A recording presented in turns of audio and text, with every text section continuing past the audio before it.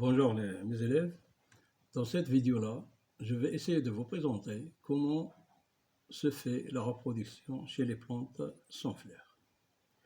Les plantes sans fleurs, comme on avait dit précédemment, ce sont des fleurs qui ne produisent pas de fleurs, ça veut dire qu'ils ne fleurissent pas et ne produisent plus ni graines, et ne produisent pas ni graines ni fruits. Comme par exemple les fougères, voilà. Ça, ce sont les fougères. Ce sont des plantes vertes sans fleurs. Ici, les champignons, comme vous connaissez.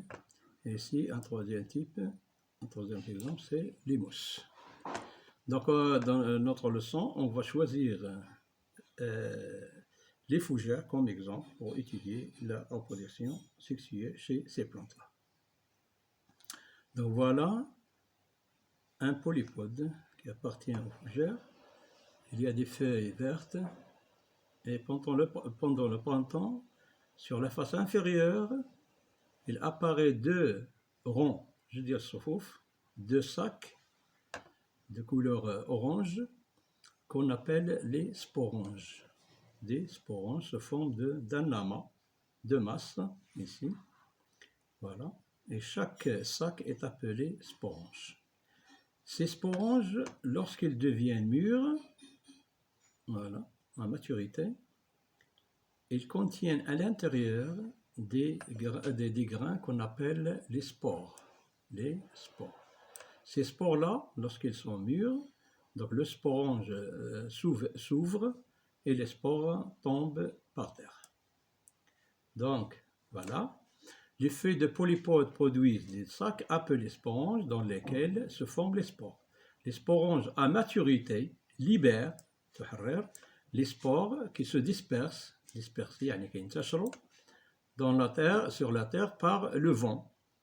Dans la nature, donc le polypode est nommé ici sporophyte, ça veut dire qu'il produit des spores. Il produit des spores, donc c'est pour cela qu'on l'appelle sporophyte. Quel est le devenir de ces spores lorsqu'elles tombent sur la terre? Donc, chaque spore germe dans le sol. Germe, ça veut dire radinbet. Chaque spore, elle va germer. Il va donner une petite plantule, une petite plante appelée plantule autonome, qui vit séparément, sous forme de feuilles vertes en forme de cœur. Celle-ci, vous voyez ici, on l'appelle le protale. Le protale. Ce protale-là, il possède à la face inférieure, qui est en face avec le sol, en contact avec le sol, des organes reproducteurs mâles et femelles. Et voilà. Donc, ces organes, mâles et femelles, ils vont produire des gamètes mâles, et les organes femelles, elles produisent les gamètes. Donc, c'est pour cela qu'on les appelle des gamétanges. Des gamétanges, puisqu'ils produisent des gamètes. Voilà. Quel est le rôle du protale? Ce protale-là, qui est vert et en forme de cœur, quel est son rôle?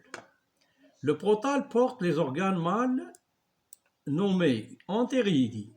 Donc les organes mâles qui vont produire les gamètes mâles, on les appelle les antéridis, qui produisent les gamètes mâles qu'on appelle entérozoïdes. Entérozoïdes. Chez les animaux, on avait parlé des spermatozoïdes. Ici, on parle de entérozoïdes. Qui sont les gamètes mâles, ciliés. Ciliés, ça veut dire qu'elles ont des cils, et ces cils lui servent de se déplacer dans l'eau. Elles portent aussi des organes reproducteurs femelles qu'on appelle archigones. Donc, mâles, on les appelle antéridis. Femelles, ce sont des organes, les archigones, qui produisent les ovules. Donc voilà, nous avons les ovules, ils sont produits par les archigones, qui sont les organes mâles, femelles plutôt, et les entérozoïdes, qui représentent les gamètes mâles, sont produits par les antéridis, qui sont les organes reproducteurs mâles. Et tous ces organes se trouvent sur la face inférieure du protale, en contact avec le sol. comment va se faire cette reproduction? Lorsqu'on dit sexuer, ça veut dire qu'il y a fécondation. Comment va se produire cette fécondation? Lorsqu'il y a de l'eau, donc la face inférieure du protal avec le sol, on attend qu'il y a de l'eau, ça veut dire une pluie par exemple, pour que les entérozoïdes puissent sortir des entérédies et se déplacent vers les archégones ici, dans l'eau, à l'aide des cils. Donc, voilà l'organe femelle. Il y a ici à l'intérieur l'ovule. Et c'est l'organe mâle, voilà ici les entérozoïdes. Donc, dans l'eau, les entérozoïdes ils vont sortir et se déplacer et entrer dans l'organe femelle. Et se rencontre ici, il y a rencontre entre les entérozoïdes et les ovules, donc ça veut dire qu'il va se passer ici la fécondation, ce qu'on appelle la fécondation. Donc la fécondation, elle se fait à l'intérieur de l'archégone qui est l'organe femelle. D'accord? Donc, lorsque le protal est inondé, ça veut dire couvert de l'eau, par l'eau de pluie, les entérozoïdes, les cellules reproductrices qui se déplacent, mobiles, elles se déplacent dans l'eau par leurs cils vers les ovules qui se trouvent dans l'organe femelle, l'archégone, pour les féconder. Après la fécondation, elle donne un œuf et puis un zygote. Ce zygote se transforme en jeune polypode. Et puis, lorsque le polypode devient mûr, sur un mur ici, elle va produire des spores et comme ça, on constitue ce qu'on appelle le cycle de développement de polypodes. Donc voilà le cycle, comme on avait fait chez les animaux. Donc au début, il y a un protal ici, mûr, les feuilles qui portent à la face inférieure des sporanges. Ce sont des sacs en deux lignes de sporanges. Lorsque les sporanges deviennent mûres, ils libèrent les spores. Les spores tombent sur la terre lorsqu'il y a de l'eau, bien l'humidité. Donc les spores, elles vont germer.